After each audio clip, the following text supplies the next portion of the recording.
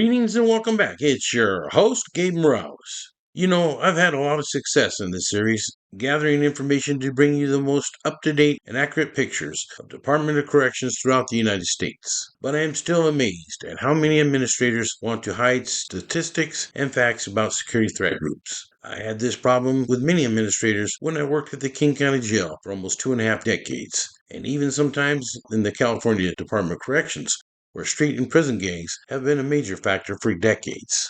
It is my experience that many administrators will try to hide or understate or underreact to gang problems. I guess it is fear of the unknown because they have a very limited or very poor understanding of the issues. And it is not just with the subject of gangs. Many people will deny facts because accepting them can threaten their own personal beliefs, identity, and positions, or cause them some emotional discomfort, leading their minds to reject reality as a defense mechanism. They also often cite the threat of possible personal lawsuits for even mentioning some of these things. But to me, that's very short-sighted. It is my experience that often these departments get sued for far greater sums in court for their neglect, failure to act, and sometimes even for their cover-ups. Oh well, I've been exposing these weak and insecure admin types for years, and I'm not about to stop now. On the other hand, I think there's also a danger sometimes of overreacting or not reacting to gang violence with the most positive actions, and not properly addressing the issues by educating the general public and displaying transparency without glorifying these gangs or the individuals in them.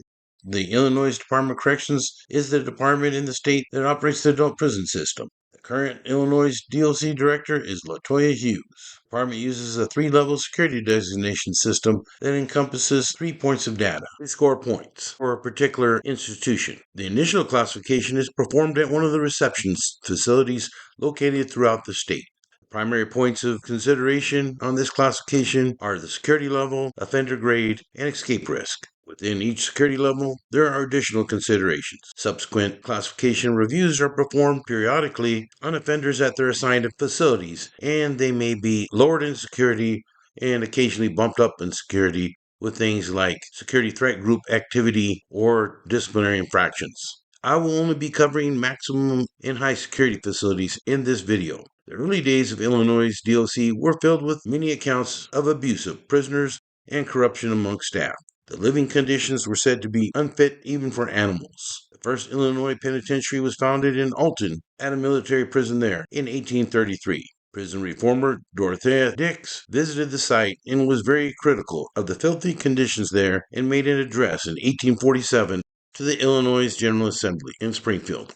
She noted that, among other things, Alton was the only prison in the U.S. where inmates were made to stand when eating their meals. In 1858, the prison was replaced by the Joliet Correctional Facility and was closed just prior to the Civil War that started in 1861.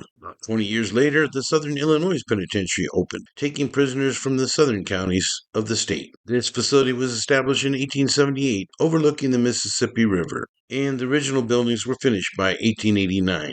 A tall wall enclosed the approximately 11.5 acres of the prison grounds and was built by prisoners from the rock quarry.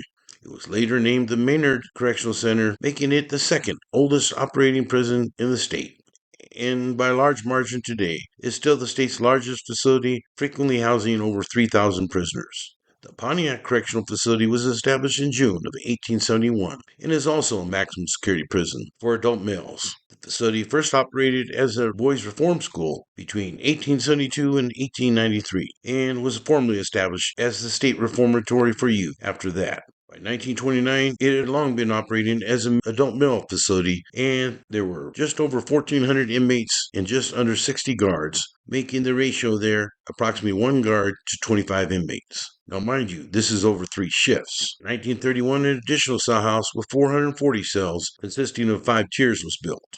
In this portion of the prison, the cells were double housed in an 8 by 10 by 8 foot tall cell, carrying a bunk bed, a cabinet, a desk, and an outlet for a radio. As you can imagine, this is very crowded conditions. As the inmate population increased to just over 2,500, there were almost 150 guards assigned to the prison, making the ratio a little better at 1 guard per 17 inmates. Today, the prison also has a medium security unit as well as minimum security, and still houses an average of approximately 2,000 inmates today.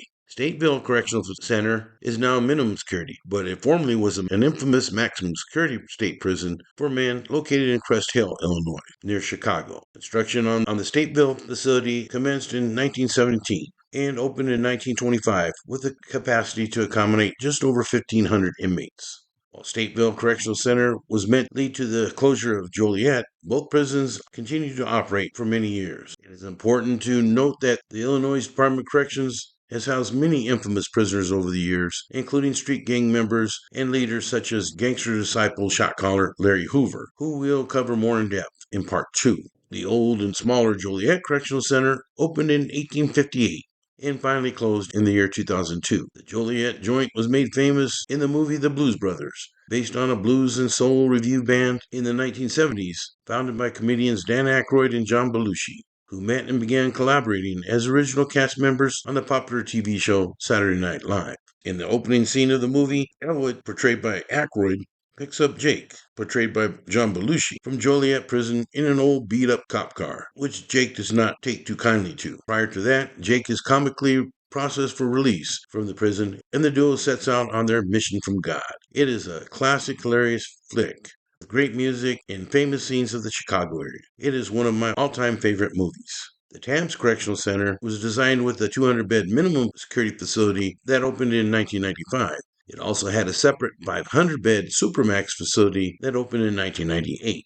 This prison opened in great part due to increasing concerns about overcrowding and violent gang activity within Illinois' DOC. During its short operation, Tamms housed prisoners primarily in long-term solitary confinement and was known for housing some of the worst and some of the major shot callers from Chicago gangs. For instance, David Ayala, once the reputed leader of Chicago's 2-6ers gang, spent 42 years in prison for a double slaying he always said he did not commit, and was housed for many years at Tamms. In December 2023, a Cook County judge vacated his life sentence in a ruling that overturned the convictions of him and his cousin, James Soto. David, if you're ever interested in coming on the show, I would love to hear your side of the story, if you're up to it. During its entire operation, Tamms operated at only approximately 50% capacity. According to the state, this relatively low occupancy percentage reflected officials at headquarters being very selective about who was imprisoned there. But from the very get-go, there were many critics of the facility who, like Dorothea Dix, argued for reform and stated that it was built too large and far too costly to operate, as well as being very inhumane.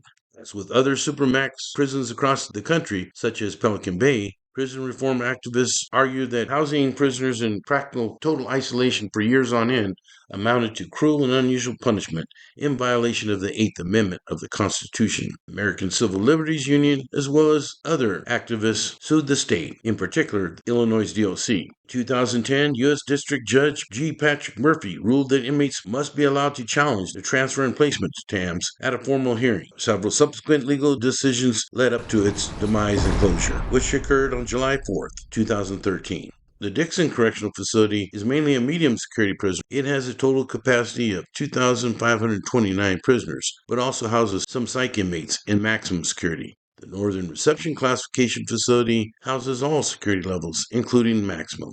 There is very little information or accounting for the incarceration of female prisoners in the state over the years. In 1889, the General Assembly in Springfield passed a law requiring that women be sent to Joliet prison. For a time, they were housed there on the 4th floor of the administration building. And in June of 1895, a separate building for women prisoners was opened and could accommodate up to 100 females, each cell that had an outside window. This facility was used up until the 1930s, when the Illinois State Reformatory for Women opened at Dwight. As far as the death penalty in the state, by 1931, Menard was one of 3 sites in Illinois where executions were carried out by electrocution. Between 1928 and 1962, the electric chair was used 18 times for death sentences carried out in southern counties of the state. Other executions by electrocution were carried out at the Stateville Correctional Center and even at the Cook County Jail in Chicago. By January 2003, then Governor George Ryan commuted many death row sentences of inmates housed at Menard, Pontiac, and Tamms. After the commutations, only Pontiac continued to hold death row prisoners.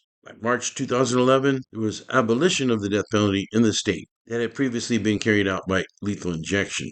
and most death penalty prisoners had appealed their cases, which caused a lot of chaos in the justice system. Andrew Cocorales was the last person to be executed in the state before the suspension of capital punishment. He was executed at Tamms in 1999 and was part of a sadistic Ripper crew consisting of 4 individuals who had been convicted of kidnapping, raping, murdering, and mutilating 17 women, as well as the unrelated death of a man in a random drive-by shooting. He was the only inmate ever executed in the Tamms death house chamber. Late 1952, Menard experienced a prison riot while Illinois Governor Adlai Stevenson was campaigning for president of the Democratic Party. Multiple prison guards were taken hostage during the incident, which began on October 27. One of the demands of the almost 400 prisoners who engaged in the riot was to speak to the governor, and Stevenson left the campaign trail to negotiate with them. He was given credit for ending the riot when he appeared at the prison on October 31st, 5 days later, backed up by an overwhelming show of force by law enforcement and correctional guard when he delivered prisoners an ultimatum with the threat that they would be met with severe force. It said that he was backed up by approximately 200 Illinois state troopers and stated over the public address system, "We are going into the cells with state police, armed with guns, and whatever force necessary." State troopers then fired shots into the cell blocks before entering the facility to control the rioters. All 7 of the guards taken hostage were recovered unharmed.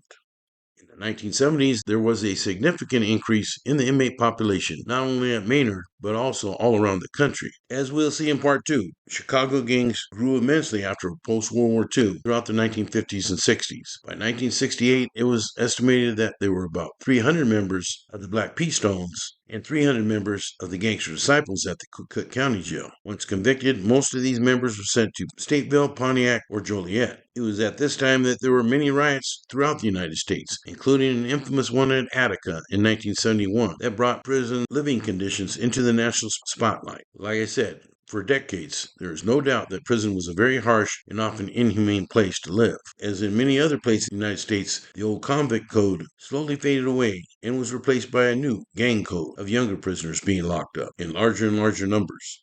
Prisoners' mail was no longer censored due to reforms, so they used this to their advantage when communicating death contracts and making drug deals in the outside world. Telephone usage also went up, and gang leaders could now make more calls and get their messages out faster to the outside world than ever before. More inmate programs were also introduced which could benefit a man who wanted to change his life, but the gangs also used these programs and meetings as cover to commit crimes. On April 23, 1973, a brawl broke out at Pontiac involving 100 inmates using homemade knives or shanks and metal trays as shields in the mess hall. By the time guards fired tear gas to suppress the violence, 2 inmates had been stabbed and killed. According to Time magazine, this fight had been sparked by competition among members of rival Chicago gangs who were imprisoned. In May of 1973, 38 inmates took over the commissary and held a guard hostage for 16 hours. In May of 1974, 60 inmates held 4 guards hostage, demanding to have congregation rights on the prison yard and that several changes be made in administrative procedures. July 22, 1978, another riot erupted at Pontiac that involved more than 1,000 inmates and resulted in one of the deadliest incidents in Illinois prison history. The riot began in the morning when approximately 600 prisoners were returning to the cell house on the north end of the facility from the recreation yard. Armed with shanks, prisoners then attacked officers inside the cell house. Many of these individuals were involved with gangs and were said to have directed the attack to challenge the authority of Warden Thaddeus Pinckney. Soon, local and state police arrived and fired 8 rounds of tear gas into the yard. Prisoners set buildings on fire, causing other prisoners to get involved.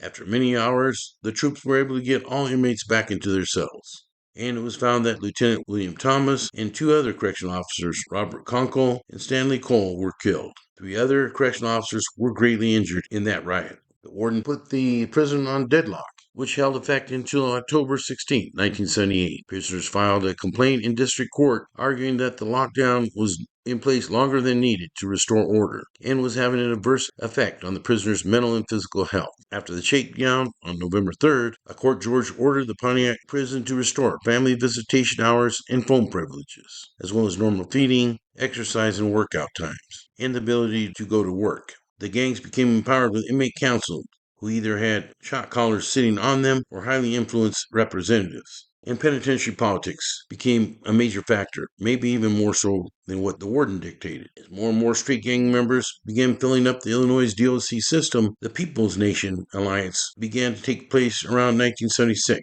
and as a countermeasure, by 1978, there was the creation of the Folks Nation Alliance. Basically, what happened was street gangs in Chicago and outside of the Windy City began to make peace treaties inside, and to the point where most gang members were either with People Nation or Folks Nation, and often these alliances continued when they were released out to the streets. Some gangs corrupted prison guards and were able to live in luxury behind bars. For instance, at Joliet, Bull Harrison, then still a respected member and co-founder of the Black P-Stones, lived in an honor dorm with his own key and went in and out as he pleased. In October 1971, a riot involving members of the Vice Lords, Black P-Stones, and Disciples took place at Pontiac. Up until that time, inmates were not allowed to openly wear gang colors and symbols and have paraphernalia in their cells. But the guards rarely enforced those rules, especially if they did not cause them many problems. So many of them started wearing street clothes instead of inmate uniforms and began flagging, wearing everything to the left if they were people and everything to the right if they were folk.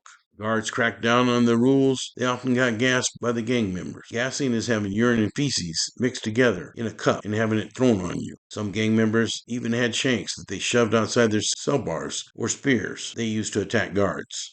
Guards then often reacted to the violence by using force, and the gangs retaliated back in a tit for tat. In July of 1978, there was a riot at Stateville. When Stateville prison went on lockdown, the Disciples took 10 hostages. And the Black P-Stones, normally their rivals, joined in on the action as they combated a common enemy, the guards. A lot of guards called in sick or quit Illinois DOC after that incident. Staff morale was very low and the turnover was very high as the gangs virtually took over the prisons. Black Gangster Disciple leader Larry Hoover had no problems running his organization from behind bars. He showed his power during the July 22, 1978 Pontiac riot when the 3 staff members were killed. Hoover was later indicted for inciting that riot and causing the deaths, along with Benny Lee, a high-ranking leader of the Vice Lords. In 1981, all riot defendants were found to be innocent of any crimes. By 2008, the general population prisoners had been reintroduced at Pontiac Correctional Center. Inmates who were not in segregation status were given more time out of their cells, including outside rec time in the gym, and were able to sit together in the dining hall, as well as receive other privileges and participate in programs. So as you can see, Illinois' DOC has evolved over the years, from the very abusive time of guards and horrible living conditions to a lot more freedom and rights, as well as growth of gangs within the facilities, while the guards' power over them often waned. When we return in our next episode, we'll discuss more about some of the security threat groups and street gangs that have been active in Illinois' DOC during past years, as well as gang activity out in the streets. For now, this is Gabe Morales signing off for Gangsters, Cops, and Politicians.